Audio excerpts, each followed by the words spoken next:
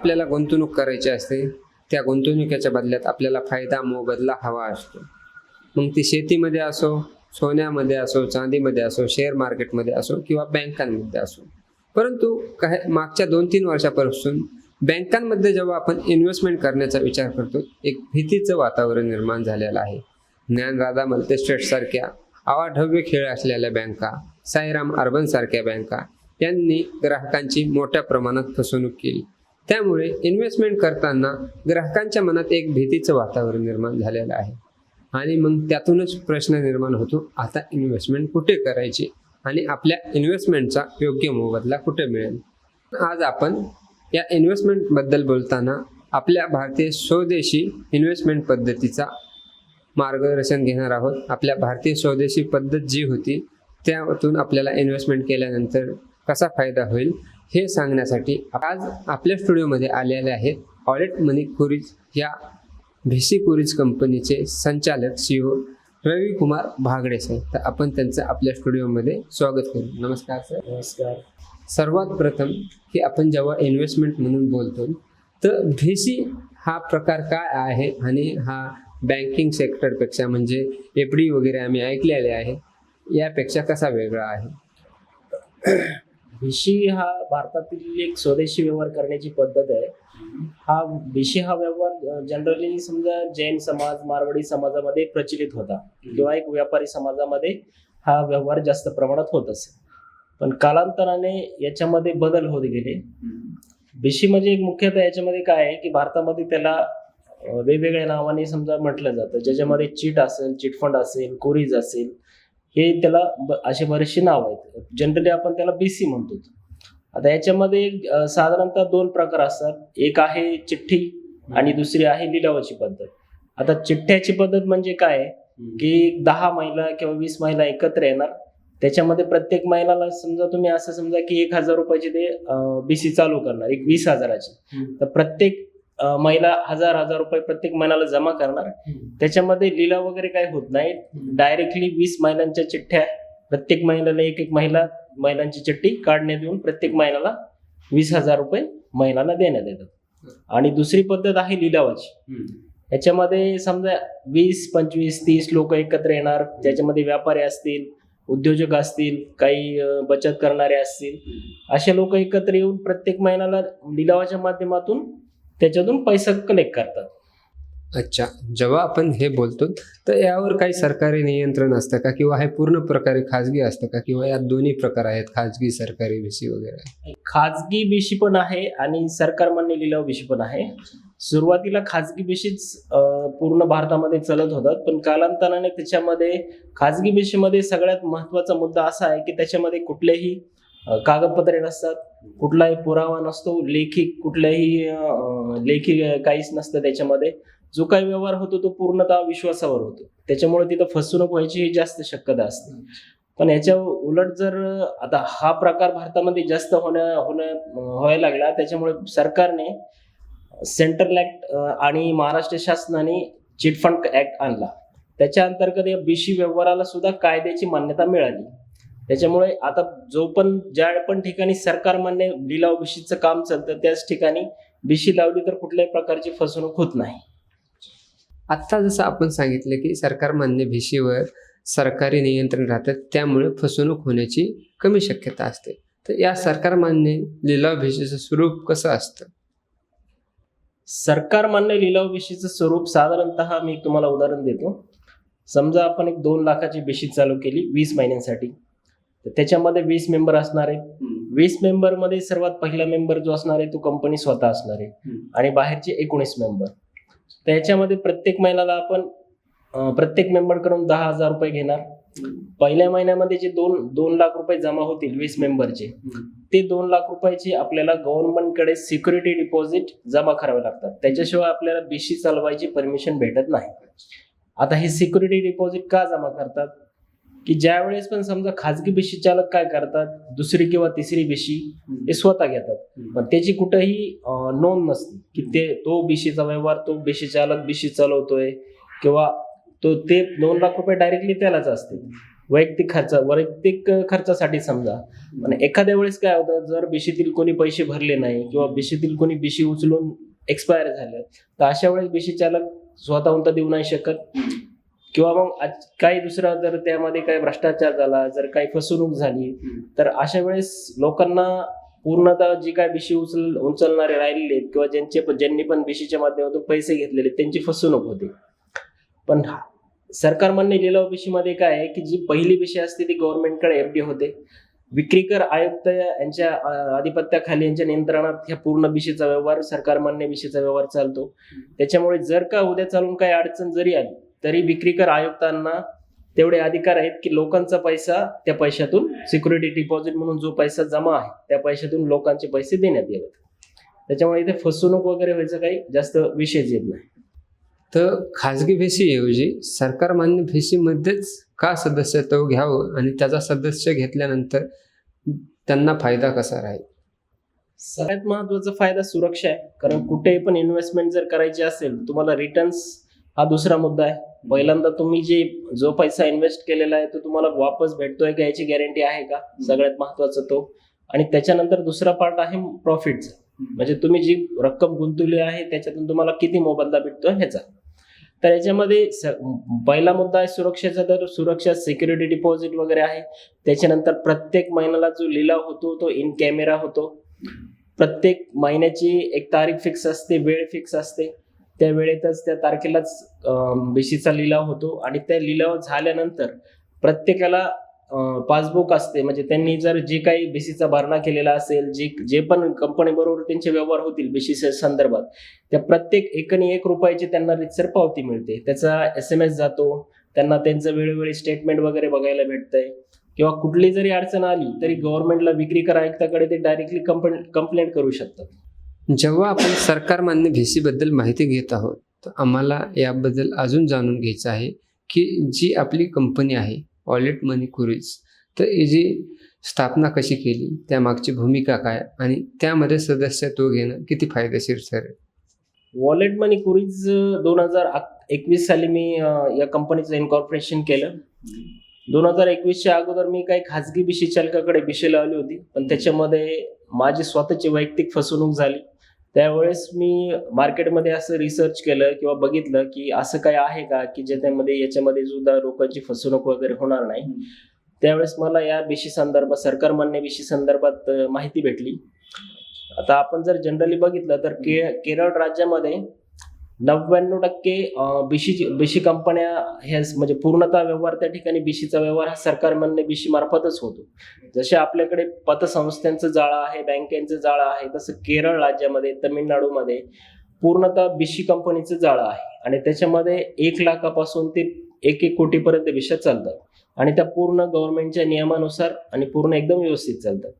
याच्यामध्ये कुणाची फसवणूक वगैरे होत नाही.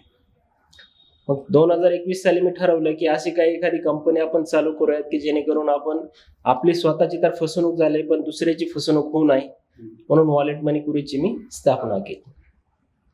तर वॉलेट मनी कुरीजमध्ये किती रकमेपासून आपल्याला सुरुवात करता येते आणि त्याचा कालावधी कसा असतो, त्याचं स्वरूप काय असतं? वॉलेट मनी कुरीजमध्ये आपण 1 लाखापासून ते 25 लाखापर्यंतच्या रकमेच्या आपण बीशा चालवतो. याच्यामध्ये आपल्याकडे जर कालावधीचा विचार केला तर 20 महिन्यापासून 25 महिने, 30 महिने, 40 महिने आणि 50 महिने अशा वेगवेगळ्या कालावधीचे आपल्याकडे विषय आहेत. यामध्ये तुम्ही प्रत्येक महिन्याला आपल्याकडे ₹5,000 प्रति मासिक भरण्यापासून ते ₹50,000 प्रति भरणा, म्हणजे प्रति मासिक भरणा तुम्ही करू शकता.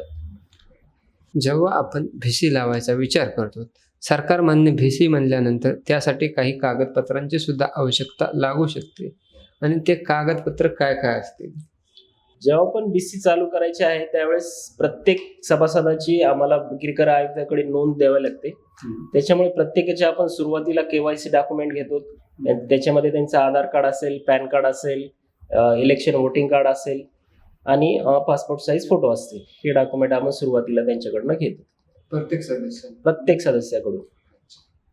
हे झालं कागदपत्राबद्दल. जर आता खरोखरच एखाद्याला प्रत्यक्ष वॉलेट कुरी मनीजमध्ये सदस्यत्व घ्यायचं असेल तर त्यासाठी काय करायला लागेल? सध्या तरी आपल्या बीड आणि छत्रपती संभाजीनगर अशा 2 शहरामध्ये आपल्या ब्रँच आहेत. तुम्ही डायरेक्टली आमच्या ब्रँचला व्हिजिट करू शकता किंवा 9763887046 या आमच्या हेल्पलाईन नंबरवर कॉल करून तुम्ही पूर्ण माहिती घेऊ शकता किंवा आमचे जे सोशल मीडिया अकाउंट्स आहेत त्याच्यावर तुम्ही फॉलो करा, तुम्हाला त्याच्यावर इंटिमेशन नोटिफिकेशन येऊन जाईल. जेव्हा आपण या सर्व बद्दल बोलत असताना अनेकांना प्रश्न असतो की आपली ही कंपनी आहे, तर कंपनीमध्ये काही करिअरच्या संधी देखील असतात, नोकरीसुद्धा काही आहेत का, काही वॅकन्सी वगैरे आपल्याकडे अवेलेबल आहेत का, की एखाद्या इच्छुक उमेदवाराला तो इन्व्हेस्टमेंट तर करू शकत नाही, मात्र त्याला जॉब शोधायचा आणि तो या पेशाशी या करिअरशी संबंधित असेल तर त्याला आपल्याकडे काही करिअरची किंवा नोकरीची संधी अवेलेबल आहे का? जसं तुम्ही बघितलं बँकेमध्ये DSA असतात. DSA म्हणजे डायरेक्ट सेल्स असोसिएट, जे की बँकेचे इन्व्हेस्टमेंट संबंधी सर्व्हिसेस असतील, लोन संबंधी सर्व्हिसेस असतील ते विकण्याचं काम करतात. सेम त्याच पद्धतीनुसार आपल्याकडे पण डायरेक्ट सेल्स एजंट म्हणजे डायरेक्ट सेल्स असोसिएट आहेत, जे की आपल्या BC संदर्भात जे काही व्यवहार आहेत BCचे संदर्भातील त्या सर्व्हिसेस लोकांना विकून आपण चांगल्या पद्धतीने त्यांना रिटर्न्स देतो. अच्छा, म्हणजे आपल्याकडे डायरेक्ट जॉब ऑपॉर्च्युनिटी आहे. त्याच्यामध्ये आपण सुशिक्षित बेरोजगार असतील, हाऊसवाईफ असतील, बँकेतील पिगमी प्रतिनिधी असतील, बँक एम्प्लॉय असतील, फायनान्स कंपनीतील एम्प्लॉय असतील, इन्शुरन्स ॲडवायझर म्हणून जे काम करतात यांना आपण जास्त प्रमाणात रेफरन्स देतो. तर हे सर्व बोलत असताना मला सर्वात महत्त्वाचा एक प्रश्न विचारायचा आहे. बँकिंग ज्या पतसंस्था आहेत आणि आपलं जे ऑलेट मनी क्रुज आहे यामध्ये नेमका डिफरन्स काय आहे आणि त्या पतसंस्थांमध्ये FD करण्याऐवजी आपल्या ऑलेट मनी क्रुजमध्ये इन्व्हेस्टमेंट करणं किती फायदेशीर आहे आणि ते कसे? आता याच्यामध्ये सर्वात महत्त्वाचा मुद्दा हा आहे की आता बीडमध्ये तुम्ही जर बघितलं असेल, आता लोक म्हणते ज्ञानराधा बँक, सायराम बँक, पण ऍक्च्युअल मध्ये या बँका नाहीयेत. या आहेत मल्टीस्टेट पतसंस्था. याचं मल्टीस्टेट पतसंस्थेचं जे रजिस्ट्रेशन आहे ते आता समजा या नवीन आता केंद्र सरकारमध्ये सहकार खातं नव्याने आता चालू झालेले, पण याच्या अगोदर केंद्रामध्ये सहकार खातं नव्हतं. त्यावेळेस या मल्टीस्टेटची परवानगी ही केंद्राच्या कृषी खात्याने दिलेली. त्याच्यामुळे या मल्टीस्टेट पतसंस्थांना कुठल्याही प्रकारची निर्बंध नव्हते की FD ला किती व्याज द्यायला पाहिजे, लोकांकडून कर्जाच्या स्वरूपात किती व्याज घ्यायला पाहिजे. त्याच्यामुळे सुरुवातीच्या 2012-13 किंवा 2015 पर्यंत इतक्या प्रमाणात मल्टीस्टेटचं प्रमाण वाढलं की ज्याला बँकिंग मधला बी सुद्धा माहित नव्हता अशा लोकांनी मल्टीस्टेट पतसंस्था स्थापन केल्या आणि अवाढव्य पैसा असा गोरगरिबांचा पैसा त्या ठिकाणी जमा केला. पण हा जमा झालेला पैसा कर्जरूपी कसा वाटायचा किंवा त्याची वसुली कशी करायची, आणि जवळजवळ 99% मल्टीस्टेट पतसंस्थांनी कर्ज वाटपच केलं नाही. यांनी सर्व पतसंस्था स्वतःच्या अजून इतर काही उद्योग व्यवसाय उभे केले, त्याच्यामध्ये तो पैसा इन्व्हेस्ट केला. बँकिंग म्हणून त्यांनी कुठलेही नियम फॉलो केलेले नाहीयेत. तसं प्रत्येक भारतामध्ये प्रत्येक रजिस्ट्रेशनसाठी एक रेग्युलेशन्स बोर्ड आहे, ज्याच्यामध्ये समजा आता बँक असेल तर बँकेला RBI रेग्युलेट करतं, NBFC कंपनी असेल तर त्याला MCA प्लस RBI रेग्युलेट करतं. सेम त्याच पद्धतीने मल्टीस्टेट पतसंस्थांना फक्त केंद्रीय सहकार खातं रेग्युलेट करतं.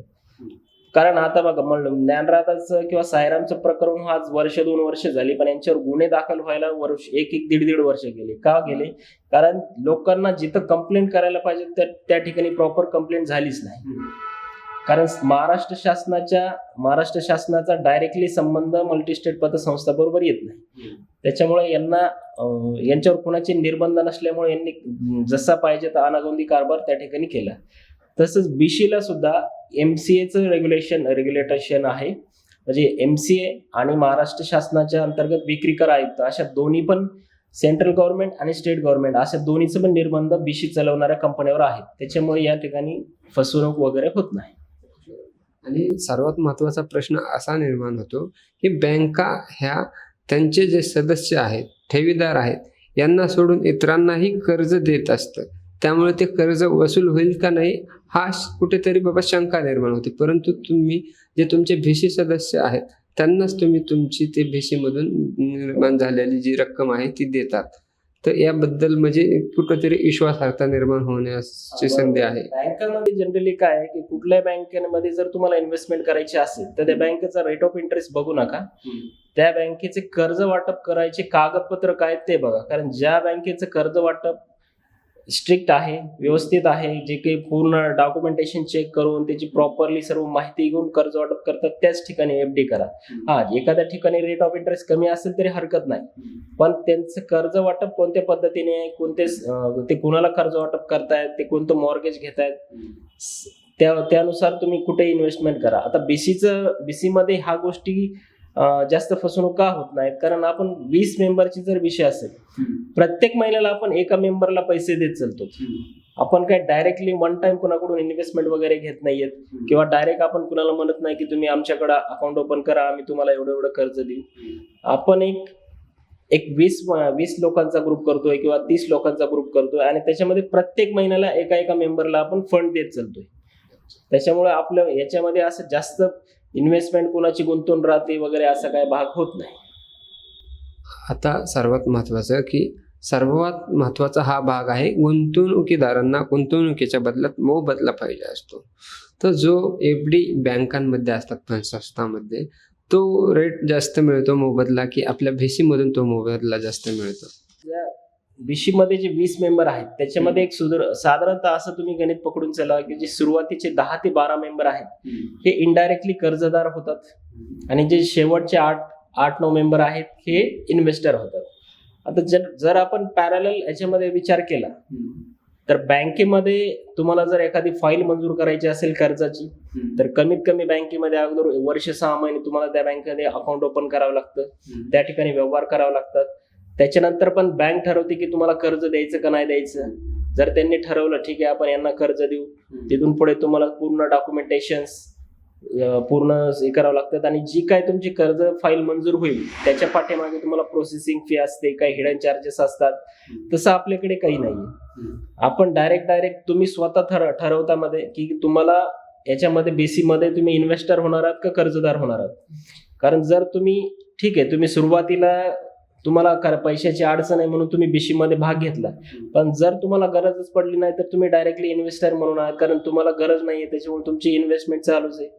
पण बऱ्याच जणांचं असं असतं की आता त्यांना गरज नाही पण अचानक गरज पडते पैशाची, म्हणजे ते इन्व्हेस्टर म्हणून बीसी मध्ये सहभाग घेतात. पण अचानक जर काही अडचण आली तर इकडे बँकेसारखं नाही की तुम्हाला कर्ज मंजूर होईल का नाही होणार, तुम्ही ठरवायचे. तुम्हाला बीसी उचलायची असेल तर आम्ही तुम्हाला रोखू नाही शकत, कारण तो तुमचा अधिकार आहे. लिलावात भाग घेऊन तुम्ही कधी पण बीसी उचलू शकतात. आणि याच्यामध्ये आपल्याकडे जे काही समजा कर्जदार म्हणून बीसी मध्ये सहभागी होतात, एक साधारण त्यांना 16% पर्यंत, म्हणजे एक साधारणतः 1.33%, 17 ते 18% पर ॲनमनी त्यांना लोनचं जे काय आहे बीसीचा पैसा त्यांना वापरण्यात येतो. आणि जर इन्व्हेस्टमेंटचा विचार केला तर आज हा एक रिकरिंग मॉड्यूलवर चालणारा बीसी व्यवसाय आहे, कारण प्रत्येक महिन्याला तुम्ही पैसे भरताय हप्त्याने, तुम्ही वन टाइम इन्व्हेस्टमेंट करत नाही. त्याच्यामुळे जर आरडीचं आजचं बँकिंग मल्टीस्टेटचं किंवा पतसंस्थेचं जर आजचं व्याज काढलं एक 10%, 11%, 12-13%, पण आपल्याकडे रिकरिंग याच्यामध्ये जे इन्व्हेस्टर आहेत त्यांना साधारणतः 16, 17, 18% पर्यंत याच्यामध्ये रिकरिंग म्हणजे इन्व्हेस्टमेंटवर व्याज मिळते. अच्छा, तर जे आहे जेव्हा आपण इन्व्हेस्टमेंट करतो तर मंथली पेमेंट VC मध्ये करायला, परंतु एखादा सर्वसामान्य व्यावसायिक आहे, छोटा भाजीपाला विक्रेता म्हणा किंवा एखादा स्टॉल लावून आपली उपजीविका साधतो, त्याचे दिवसाला 200-300 रुपये त्याला सेव्हिंग करायचे असते, जसं की तो पिग्मी वगैरे भरतो. तर असा काही अल्टरनेटिव्ह पर्याय आहे का की त्या पिग्मीच्या स्वरूपात तुम्ही कलेक्शन करून तो आपण काय केलेलं आहे, जे काही व्यापारी आहेत, जे छोटे व्यावसायिक आहेत, मग त्याच्यामध्ये एक तुम्ही रस्त्यावर बूट पॉलिश करणारा असू द्या किंवा भाजीपाला विक्रेता असू द्या किंवा एखादा मोठा शोरूमचा मालक असू द्या, कुणी असू द्या, आपण काय करतो जे काही त्यांचा मासिक भरणा आहे तो पिग्मी पद्धतीने रोज कलेक्ट करतो. आपल्याकडे अशी सुविधा आहे की आमचे जे कलेक्शन एक्झिक्युटिव्ह आहेत ते प्रत्येक दिवसाला त्यांच्या शॉपमध्ये जाणार, आणि समजा एक 10,000 रुपये जर त्याला महिन्याला भरणा येत असेल तर त्यांनी 300-400 रुपये रोज जरी प्रत्येक दिवशी भरला, त्याला वन टाइम 10,000 द्यायला अडचण येईल, पण रोज त्याला 300-400 द्यायला काहीच अडचण येणार नाही. त्याच्यामुळे हा पर्याय आपण दिलेला आहे. रोज ते पिग्मी प्रमाणे बीसीचं पेमेंट देऊ शकतात.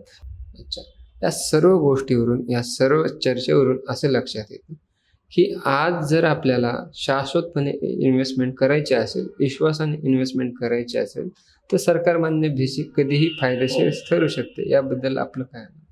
सरकारमान्य बिशी ही तर फायदेशीर आहेच, कारण याच्यामध्ये फ्लेक्झिबिलिटी आहे सर्वात महत्वाचं. तुम्ही सुरुवातीला इन्व्हेस्टमेंट म्हणून करा किंवा तुम्हाला लोन पाहिजे म्हणून जरी केलं, एक आता तुम्ही साधारणतः बघा, समजा एखाद्याला एक मुलीचं लग्न अजून एक 5 वर्षानंतर मुलीचं लग्न करायचं, तिला 5 वर्षानंतर किंवा आज कुठलीच बँक लग्नासाठी आज कोणती बँक कर्ज देते का? नाही देते. तुम्हाला नवीन व्यवसाय करण्यासाठी कुठलीच बँक कर्ज देणार. आज जरी सरकार म्हणतंय कोलॅटरल फ्री लोन, कुठं नवीन व्यावसायिकांसाठी लोन, पण ऍक्च्युअल मध्ये ते लोन सँक्शन होत नाही.